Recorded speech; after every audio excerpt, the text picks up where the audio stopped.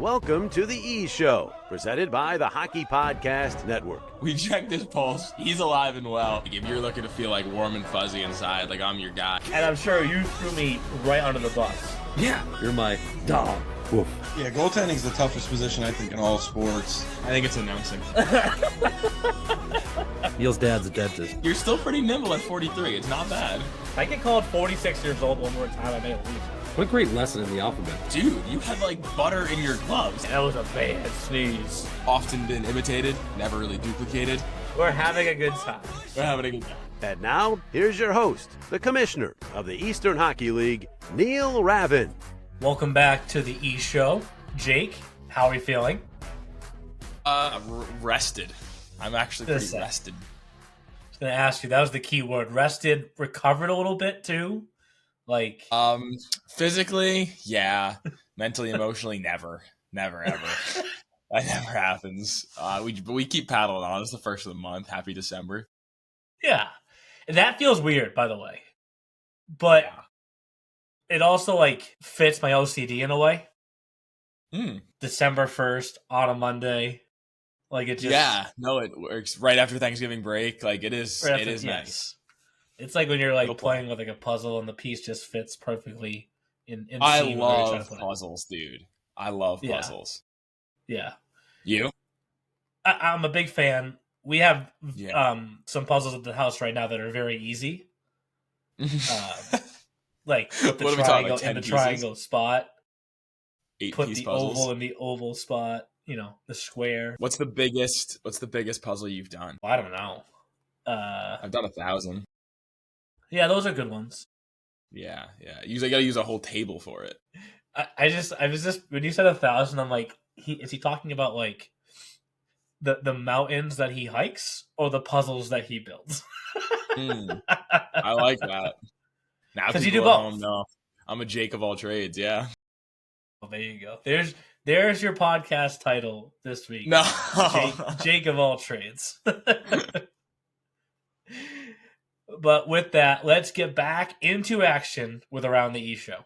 Let's take a look at what's going on around the E Show. I think the break came at a great time for a lot of teams. Obviously, the ones on winning streaks, whether you're, the Express who have won 4 straight, Wizards now 4 straight, Rhode Island 13 straight, PHC 5 straight. Maybe they didn't want to go on break right then and there, but it just felt like, the staff aren't taxed in the same way on the ice as the players are, but it felt like for a lot of teams, the few days to kind of rest, recover, recharge, it fell at a good point now that the sprint, the December sprint's about to begin. Yeah, I think I talked to a lot of players and they were all pretty ready. I did a lot of games, obviously, over the past weekend, talked to a lot of different teams, and they all kind of expressed, like, their excitement towards Thanksgiving. And hockey guys are big eaters, too. Like, Thanksgiving is a meaningful holiday to these guys. They go home, they stuff their faces. They don't really do a lot. I talked to a lot of players that are like, I haven't moved. Like, I had one guy told me, like, from 10 a.m. to 4 p.m., he didn't get off the couch. And that's a league all-star right there that told me that. So, like, he's obviously doing it the right way, so... Do you refer to that, like, I guess some people do, as like turning into a vegetable basically for 6 hours? Yeah. I guess the vegetable would be a couch potato, right? Yes, exactly. But turkey does kind of slow you down a little bit, makes you tired. Yeah, there's something in it, right? Yes. I think there's like something, an ingredient, or not an ingredient, but like something on the makeup of the turkey that makes you tired. But yeah, I mean, I think. Yeah, I love. What's your favorite food on Thanksgiving, Neil? The turkey. Because, like, okay. I don't think you eat it in the same capacity any other time of year. Yeah, 364 other days. Like, you may have, like, a piece of turkey with a meal, but you don't have the multiple servings that you do on Thanksgiving. So, yeah. I think from that perspective, that's why I enjoy it so much. I love it. Yeah, I love stuffing is probably like my favorite like food, but I do love turkey. I love apple pie. It's one of the few days a year I'll have like dessert. So I gotcha. Watching my younger son Brady eat on Thanksgiving for the first time, was an experience. He's so cute, dude. Yeah, he's cute. The running away from me isn't the cutest thing in the world. For those that were not in the warm room at the Ice Den for the crossover series, it's essentially right above the stands. It stretches basically the length of the building. I was on one end with my family. Jake was on the other, and Brady was just running to Jake. Like 3 times in a row, he just ran down the hallway towards you. But then he'd stop when he got too close. Yeah, he would just look at you. He wasn't sure if my nose was a weapon or something. Oh my God. You make fun of me for my This could go anywhere. yeah, I know. I mean, my love for daycare, right? But you have to admit, now that you saw it back-to-back days, there's a looseness that I had in day 2 as opposed to day 1 when the kids were there. Yeah, and those games were a blast to call. It was a blast having you on. That was a great broadcast. That might have been one of my favorites of ever. We did get numerous texts in the broadcast and after the broadcast too. Yeah, I mean, and what a way to end that crossover series, going all the way the distance, in a shootout, and then talking with the players and the coaches and the staffs afterwards. Just the sense of playing someone different, right? Like that absolutely. was huge for them. And I talked to, the head coach of the Bears, James Kilcoyne, a.k.a. Killer, a.k.a. Chiller, in the offseason about it. And he said, listen, we know going up there and playing those teams is not an easy thing. We know that from showcases. And there have been a couple times the Bears have struggled at showcases in, their first 2 years, right? I think they went 0-3 at the December showcase their first year. They struggled at a showcase last year as well. So, they know how tough it is when you go up here and play new teams. And, I mean, James Kilcoyne said, if we don't win those games, but we commit another player or two because of it, it's that's the mission of this event. And I don't think they're going to go 0-2 in Flemington. I definitely don't think that's going to happen. They're going to get a win up there or down there. But, even if they do and it gets more eyes on more guys, then we've done our job. And it was a great idea. I mean, the championship rematch was a great game, right? It was 1-1. Avalanche obviously took over. They won the special teams battle, scored a shorty, scored a power play goal, a de facto power play goal. And then, similar stuff, both the Express and both their games, right? They're up 2-0. Bears make it a 2-2 game within a minute. They had multiple leads against the New Jersey 87s, blew those, and ended up, winning it via a Sam Steinman shootout masterclass. So those were the games that you wanted to see. We got exactly what we wanted. I think when you teased what he was about to do, and then he did it, Sam Steinman, I mean, damn. I wanted to tell you right then and there, I was like, it's the shootout's 1-1 right now. The second he went out there, but I didn't know if that was mean. But listen, if you're Mitch Stenger, you could probably stop most guys in this league one-on-one, right? But that kid's move, if you're seeing it for the first time, you never expect it. Yes. He's going to score. I'm a huge Datsyuk guy. So, to see it live was awesome. Yeah. Have you seen my Datsyuk jersey? I don't know why I don't have the jersey on right now. Have you seen my Wizards jersey? Yeah, I love your Wizards jersey. My Datsyuk jersey, you know how a lot of pros have that line across the shoulders, kind of separating the shoulder fabric from the torso, I guess. So on the shoulders, I have Draper, Zetterberg, Lidstrom, Mike Babcock. I don't love that one. Neither does Mitch some Marner. some Hall of Famers, and then on the number I have just Datsyuk. I have nothing else. So since it's a Datsyuk jersey, I didn't want anything below, where his name was. Right. When I met him for the first time, do you know how big his head is? Not off anything but the television now. Yeah, but not from an ego perspective, the physical size of his temple, I guess you could say. He's one of the smartest hockey players, so makes sense. Big brain. I guess I just didn't. I wasn't ready because it's like kind of like a bowling ball on top of his neck. And it threw me off for a second. Again, I can't do the Russian accent, but he would you like mine and held up the market. I was like, yes, I would. How old were you? Please. Oh, God, I was in high school or just after high school. Wow. Okay. Yeah. I mean, he's So been out of the league Datsyuk for a number of years now. Yeah, it was early. It was early in his career. When I started watching hockey, Datsyuk was like one of the guys. Like that Red Wings team was nasty. Like they were winning the cup. Yeah. Maybe this year too. Just saying.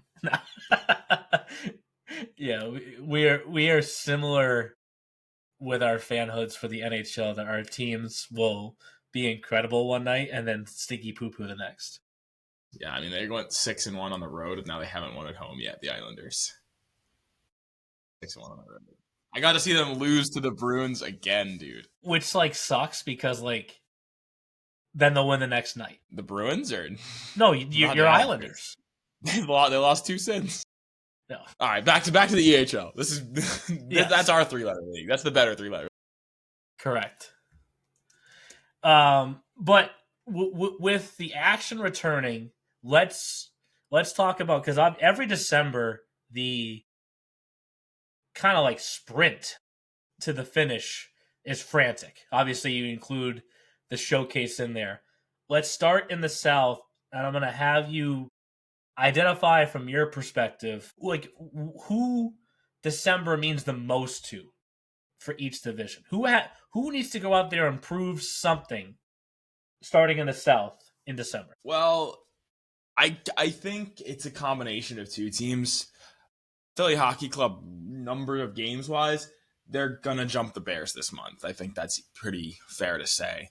They're gonna win. The Bears are at 21 so far. The Bears are at 21 games. Philly Hockey Club is 16, and they're within 2 points. Philly Hockey Club is gonna be in second place in this division probably by the end of the month, maybe even first place. Right, they're now within striking distance of the New Jersey 87s as well. But that's why I kind of think this month means a lot to the Bears, though. They have only beaten Philly Hockey Club 1 out of 3 times. They have yet to beat the New Jersey 87s. They just lost twice to teams outside their division. And they swept the October showcase with the way they started off this year. So I definitely think December means a lot. They tend to hit their lull around this time of the year. We do know that for the past 2 seasons. But they also haven't had their start that they ordinarily have, where they are the number 1 team in the South Division. Because right now, numbers wise, point percentage wise, they're the number 3 team in that division. So I don't think they're going to hit that same December lull. I'm rooting for a December surge for the Bears. So I think they're the team with the most to prove this month, and honestly, probably the most to lose as well if they don't catch up on that ground. Because I mean, if the Little Flyers have a good month, if they win all their games in hand, they're within a handful of points of New Jersey as well. So I think it's all about the Bears this month. Yeah. And I will say for PHC for a second, they do play the 87s once. They do play the Seahawks. They do play Rhode Island. So it's not an easy month by any means for PHC. I'm curious to see for the 87s, that high that you were flying on until you got to the crossover series. And you still got, a point out of it in that Express game. But in a way, kind of a humbling weekend, right? To lose to the Avs and then lose to the Express. You go Little Flyers twice, HC, Bears, Express, Avalanche, Bandits. I mean, this is now all right, what took place. Now we have a chance to quickly get revenge, to quickly prove ourselves. Let's go do it this month and head into Christmas on that high. Yeah, I mean, they have the benefit of having those 2 rematches, right? They could prove that, that's not the norm for them right after that. And I definitely really look at that Saturday, December 13th matchup, Bears and 87s. I think that's a huge game for both teams. More so for the Bears because of the stuff that I had mentioned earlier. But then you get to the showcase, and I think if the 87s go 2 for 3 that weekend, that's a great weekend for them because they have some obviously pretty brutal matchups. The team they beat in the championship last year, the number 1 regular season team, it doesn't get any easier. But, now they have film. Now they know what to expect. And obviously they were right there with the Express. The Avs game was a little bit more, an Avs game. But, I mean, they were down 3-1. They got the power play goals to come back. And they have every bit of firepower that they need to get over the hump. For sure. You mentioned the Avs. That transitions us to the Central, because I'll kick off the Central, and this will sound weird in a way that I'm going to say that Rhode Island has something to prove this month, being that they're on a 13-game heater, and they just went undefeated in the month of November. But they have 5 games, but just circle December 16th 100 times, because that's when they play the Avs. The first time they played the Avs was back opening weekend. I mean, I think that was September or something like that. 27th. Yeah. I mean, so much has changed since then. And I think this is kind of we're leading the league in points. If the regular season ended today, we're the regular season champion. Here's our chance to prove it. First day of the showcase. Yeah, I mean, they're the best offensive team in the league right now by the numbers. And I think the interesting thing is that Central is maybe a softer division than the North Division, right? Fair. Yeah, no, I just said that. Yeah, it's fair. No, it's a fair statement. Yeah, so I think when they go out of division and they have to play heavier teams, it's a little bit different for them. You see how close their games were against the Wizards, right? Obviously, they got beaten pretty well by the Avalanche, 4-1. That's a pretty good beating for the Avalanche. But then they went up to Laconia and they split, right? And they put up 8 against the New England Wolves. That's not something teams are doing very regularly. So I think playing out of the division for HC Rhode Island is obviously their biggest test, because eventually if they want to make it as far as they want to make it this year, they're going to have to do that. And yeah, I think that's a huge test for them. And obviously Warriors and Philly Hockey Club, no slouches as well. I mean, by that time, Philly Hockey Club could be the number 1 team in the South. Very true. Very true. Shift to the East from there. And I'll go with the Bandits. And I know that the record doesn't scream to catch your attention, but they have been playing better of late. And we've touched on this before with Nicholas Gould, who's committed to Kings and joining them in January. And I'm sure he'll get the bulk of what they have on the schedule here in December. And I think it's almost like take advantage of that while you can. Yeah. If you're Bridgewater. Now. Yeah. You're going. I mean, they played 8 times. Yeah, they could. Yeah, absolutely. They could try to squeeze what they can out of this month. Right? They play Providence again, who they just lost back-to-back 6-4 games to. Right? They had the lead in some of those. Those are tough losses. The Seahawks, the team I think their most recent win was against the Seahawks. Or no, the recent win prior to that, but yes, was against the Seahawks. So they obviously know they could beat them. It doesn't get any easier. Avalanche and then Express, who are obviously 2 teams that are kind of on heaters right now. So, I mean, they do have a busy month, able to make up some ground in that Northeast Conference. So, I definitely am looking at the Bandits as well. And, they have one of the cooler coaches in the league, too, which always helps things out. Wrap it up in the North. I almost said East there. We just did the East. I'm looking at the team on your chest right now. I am on the Wiz wagon this year. Prior to this 4-game losing streak, if you lump their overtime and shootout losses with their regulation losses, they were an 8-8 team. They were a 500 team. And this winning streak that has 2 wins against the Avs and the win against the Wolves, they're proving to be a team that had kind of faded a little bit, but don't count them out yet by any means. No, I don't even know. Never. Dude, I think they're going to be great. I think the Wizards are going to have a great, what do you call this? I mean, December run into the new year. Dude, I'm looking at the Wizards as a playoff contender this year, like a championship team. I am 100% on the Wiz wagon. I think they probably have the best leadership in this league. I think Kato Michelli, Adam Elgood, Evan Roy, I don't think that really gets better than those guys as far as leadership goes. Elgood is probably the fastest player in this league. We saw what Kato Michelli and Evan Roy can do. the All-Stars, they both were really, really good. Evan Roy obviously had a great game against Nichols. Michelli was probably one of our hardest workers on the main All-Star team. So I just think they're doing it right this year. I mean, they're another team where it's like, what are they going to do in net though as well? They have an interesting situation.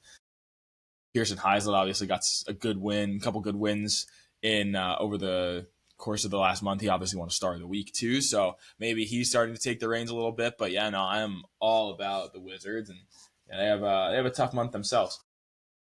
But that comes after Mark Quinn had both wins against the Avs. So it's true. Mark Quinn had a couple shutouts earlier too. Yeah, no, Mark Quinn. Yeah. We've already kind of had our goalie podcast about who gets to start during playoffs, and we'll talk about that more, as we turn through December towards March and April. But at a minimum, these goalies are making decisions tougher for these coaches when the postseason play does come around. Yeah. So I think Mark Quinn got a Star of the Week too earlier. He did this year. So, he did. Yeah, man. Wizards have a good situation going this year. Yeah, when it comes to Quinn and others, sometimes the grass on our side, is much greener.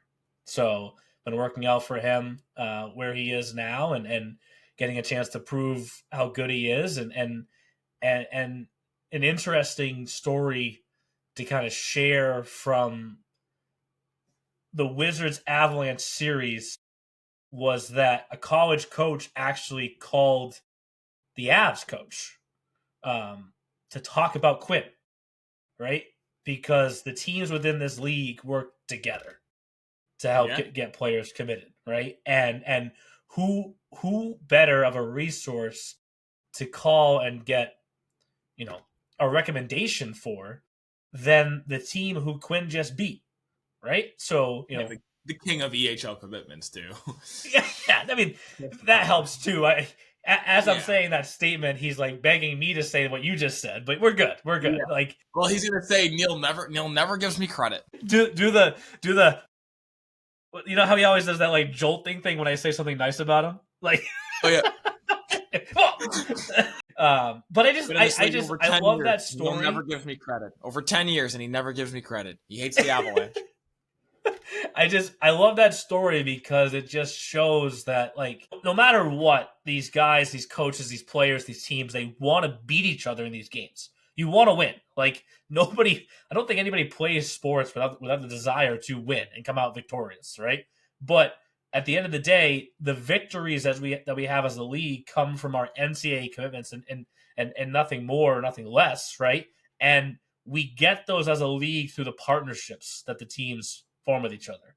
And to be able to give your recommendation like that for an opposing goaltender, I think it just goes a long way with the college coach, because then when that player gets there and he has that success, then you have the trust in the team that he was with for developing 100%. him the way that you did, and the team that recommended him at the same time. Yeah, everything feeds everything. Just like on Thanksgiving. For the EHLP, we'll start north, work south. And just like the Rhode Island in the EHL on this heater going into Thanksgiving, I mean, you said this, Jake, when they were 7-3. Watch out for the Avs, and 9 wins later. I guess for me, it's like, yeah, you've already won 9 straight. What do you have to prove? But see how far you can stretch that going into the holiday break. Absolutely, and look at the first game back for them is this Sunday against the Express Hockey Club, right? They had a 4-0 lead against the Express the last time. They only ended up winning 4-3. Their other game against the Express was a 2-1 win. And they then, like, obviously you have the Seahawks later in the month, have an overtime win against them, have a pretty heavy loss against them. Your most recent game against them was a 6-2 statement win. That's a big win. You scored 4 power play goals against what was, at the time, the best special teams team in the EHLP. Their power play, I think, is 7 for their last 10 right now, Neil. They're up over 30%.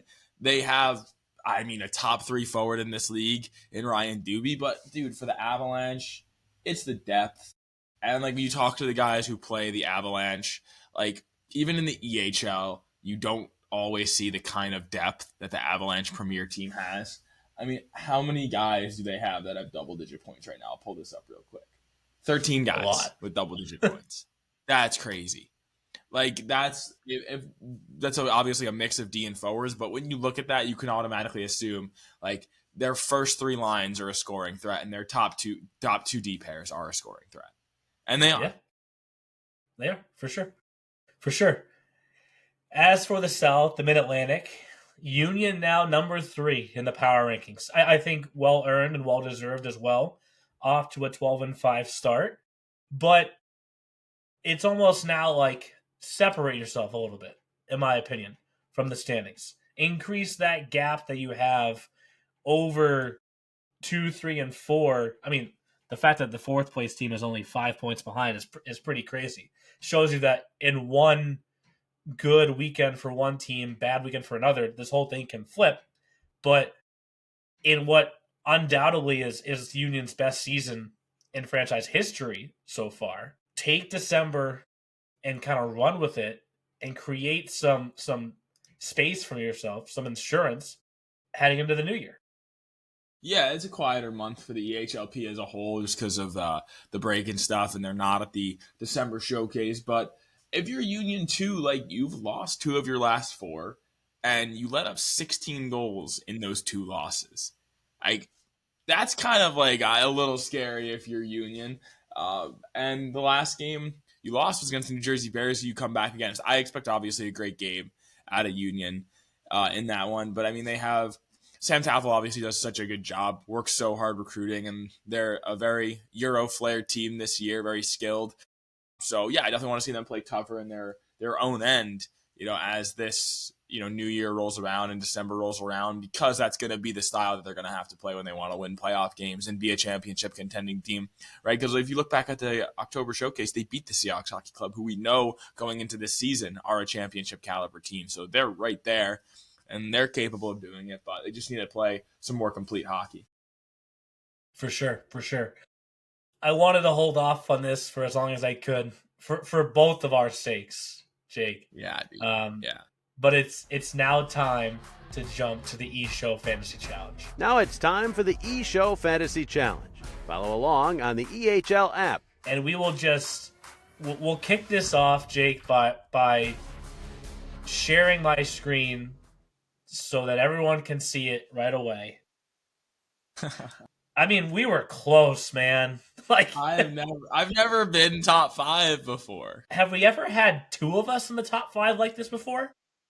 Probably, yeah. You and Olivia 1 month, I think. Okay, maybe that was 1 month. I mean, shout out to Justin Horatio, who works for the Apple Corps. Obviously, what Brandon Galante did is sick. 73 points. What a great addition. And the 6'7" Selly. So they deserve to win. 30 from his D. Have we figured out exactly how to pronounce that? Treviglio? No. I would Travelino. I would guess. That makes more sense, yeah.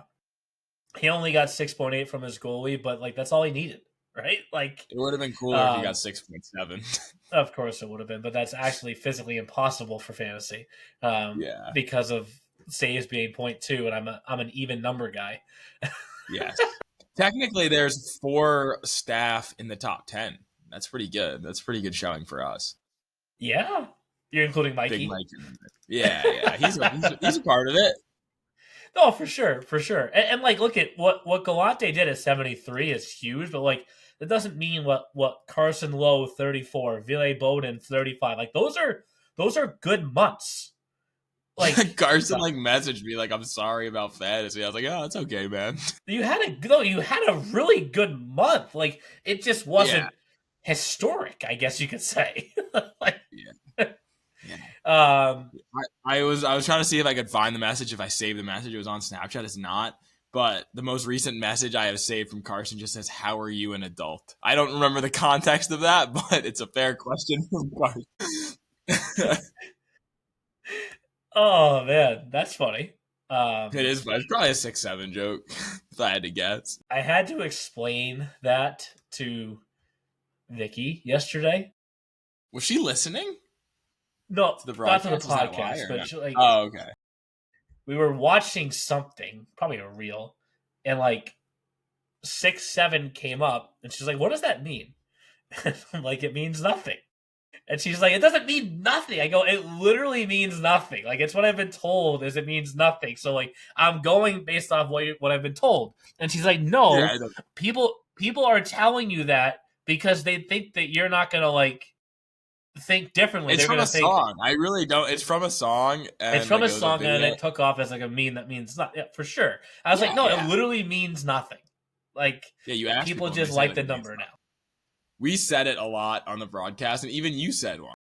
I said it once. Don't say we said it a Yeah. lot. Like, you said it like 45 times. I said it like once.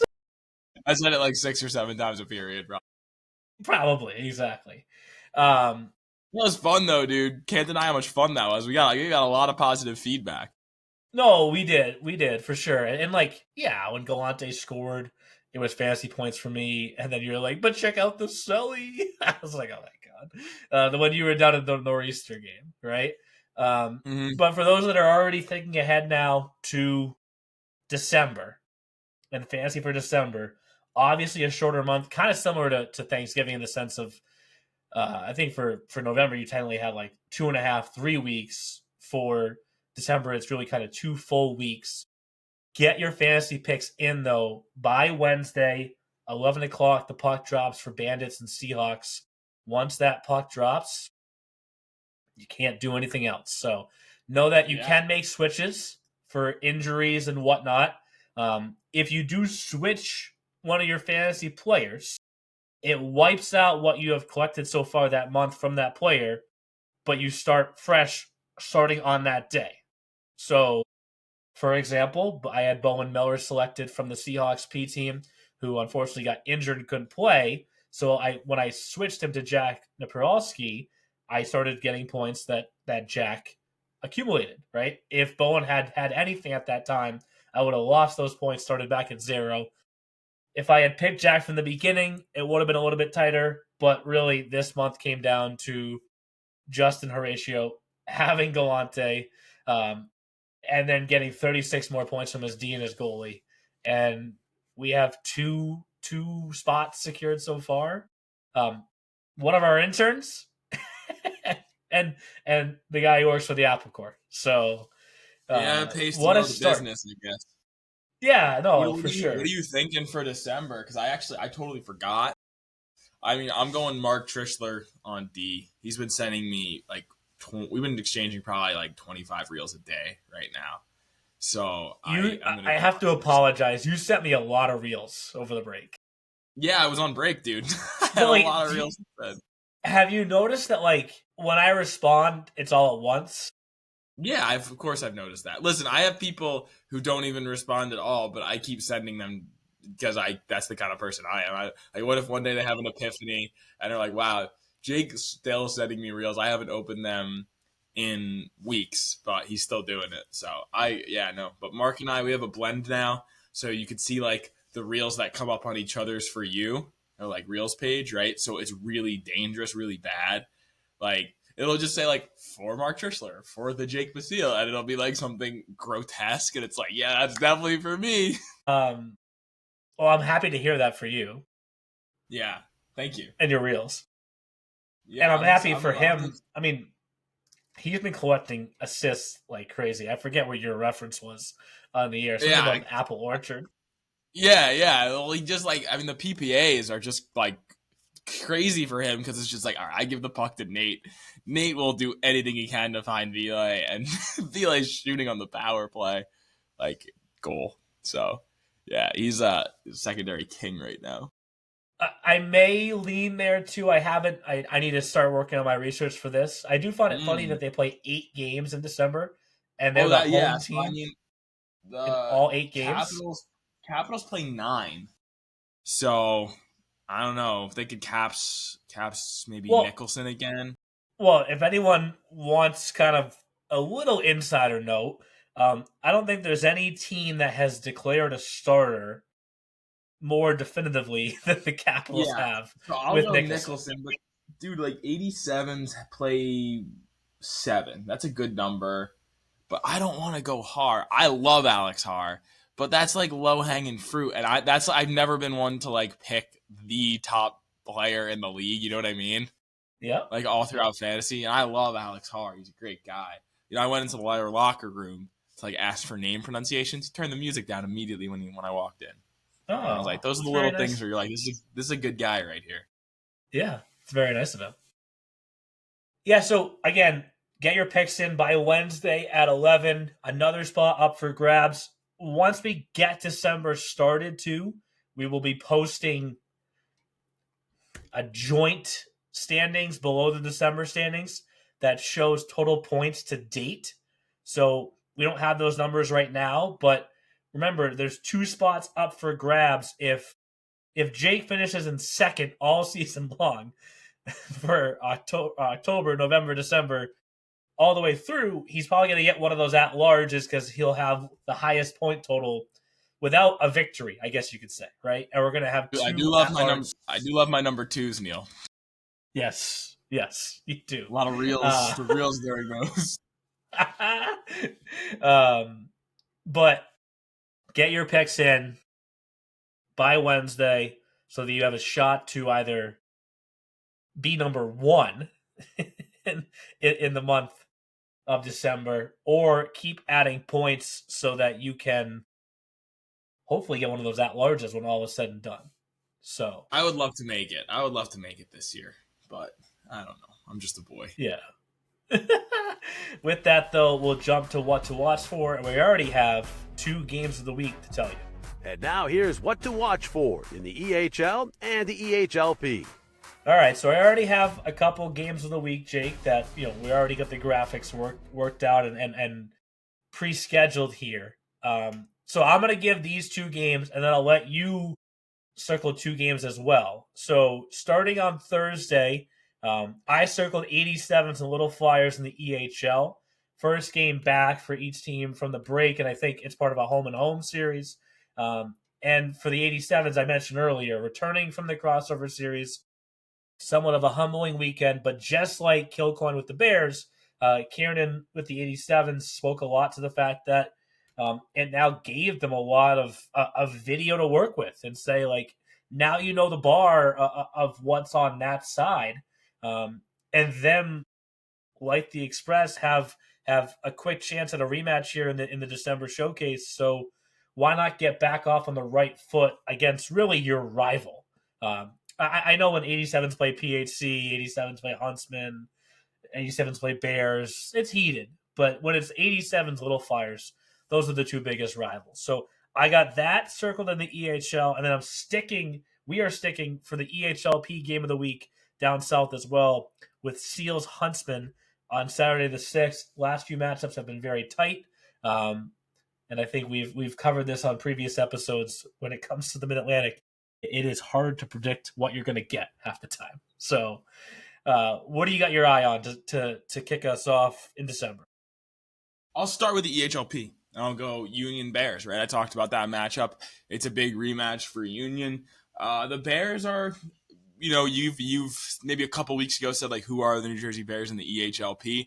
Because they've been kind of riding that Wizards up and down that we've seen from them at the EHL level. So, I mean, obviously the Bears have the number 1 scorer in the league, and that puts you in a good position to win a game every single night. So, Union obviously coming off a big win, but a loss against New Jersey right before that. Yeah, I'm definitely looking at what Union can piece together now in December. And I'll double up with SHC this week. They have the Bandits game to kick us back off. Team that handed them a loss last time in a shootout. Bandits probably go right back to Gould after the break. And then they play the Express on Friday. They scored 2 power play goals in the first meeting. They scored a power play goal in the second meeting that the Express won in overtime. Express have finally learned it's a good thing to put out your shutdown pair on the PK, right? They went 2 for 2 against New Jersey after that.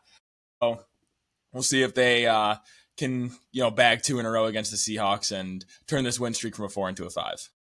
For sure. Well, it feels great to be rested, recovered, recharged for the December sprint. That's what we're going to call it, between now and when the holidays begin. So if you can't make it to any of the games in person, you can watch them as always on Flow Hockey. And we'll talk to you all next week, 1 week closer to the midseason snowdown. That's a good name. I wonder who thought of it. Some handsome Jew from New York. Thanks for listening to The E Show, presented by the Hockey Podcast Network. Learn more about us at easternhockeyleague.org and follow us on all of your favorite social media platforms. Also, be sure to subscribe and get notified when our next podcast episode is released.